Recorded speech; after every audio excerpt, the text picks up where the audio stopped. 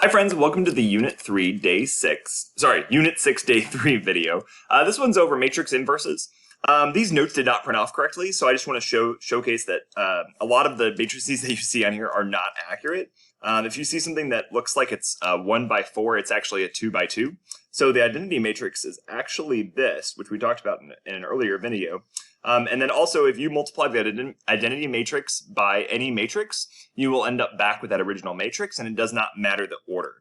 This is the identity for a 2 by 2. Essentially what happens is you have ones in the diagonal going down starting from the top left down to the bottom right, and zeros everywhere else. The inverse property for real numbers, so if you multiply a matrix by, if you multiply a number by its inverse, you get back to 1. For n by n matrices, it's the same idea here. Multiplying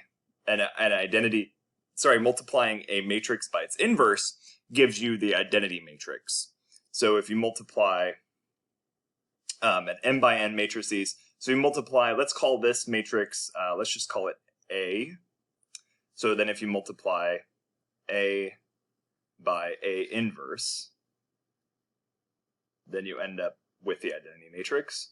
And that works both directions. Multiply by the inverse of a matrix times the matrix, then you also end up back with an identity matrix.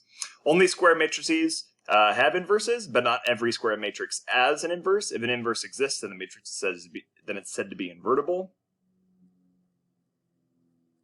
The inverse of a square matrix does not exist if the determinant of the matrix is 0.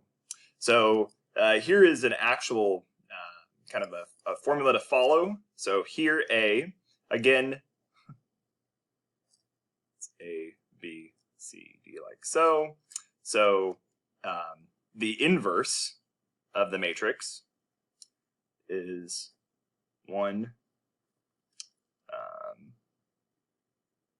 over the determinant of A,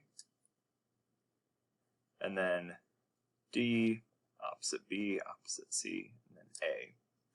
And so then here we have this 1 over A times D minus C times B, and then that gives me D, opposite B, opposite C, and then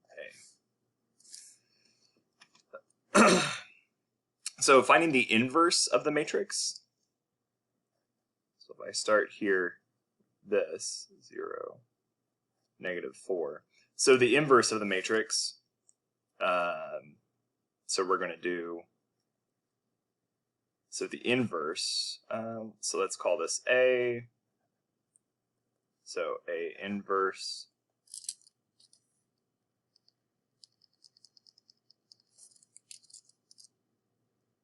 is going to be 1 over, so we're going to do A times D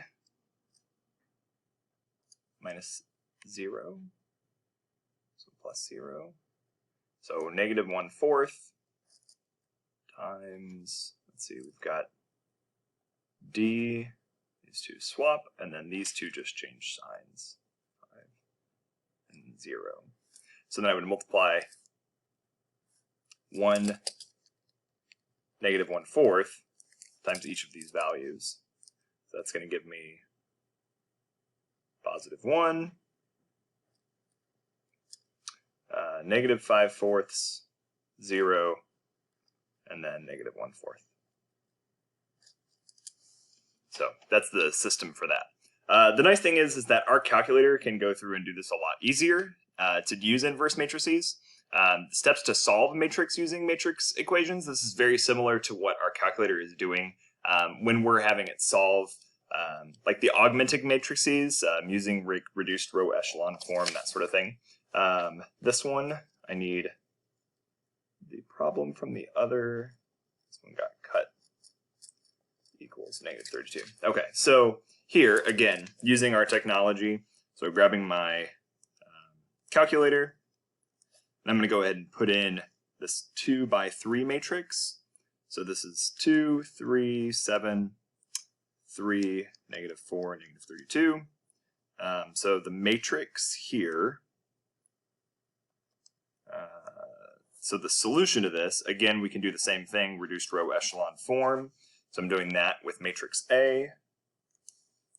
just like we've done previously.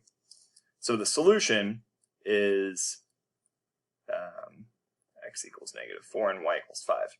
However, I do want to showcase to find the inverse of this. So here I'm going to go to this. I'm going to edit this 2 rows and then 4 columns. So to find the inverse of this part, what we can do is set 2, 3, 1, 0, and then 3, -4, 0, 1. And so then when we go through and do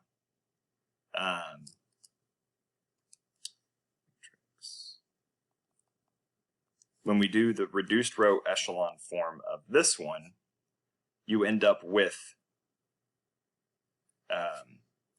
the inverse. Notice that these are, sometimes you get some pretty ugly decimals. The best way to do this is to then convert it into fractions, and then you get the fraction part. So if it exists, it will give you an error if it does not exist. Again, the way that I set that up was using that matrix. Similarly, you can do it for the other problems as well. So there's your brief overview of matrix inverses. Have a wonderful day.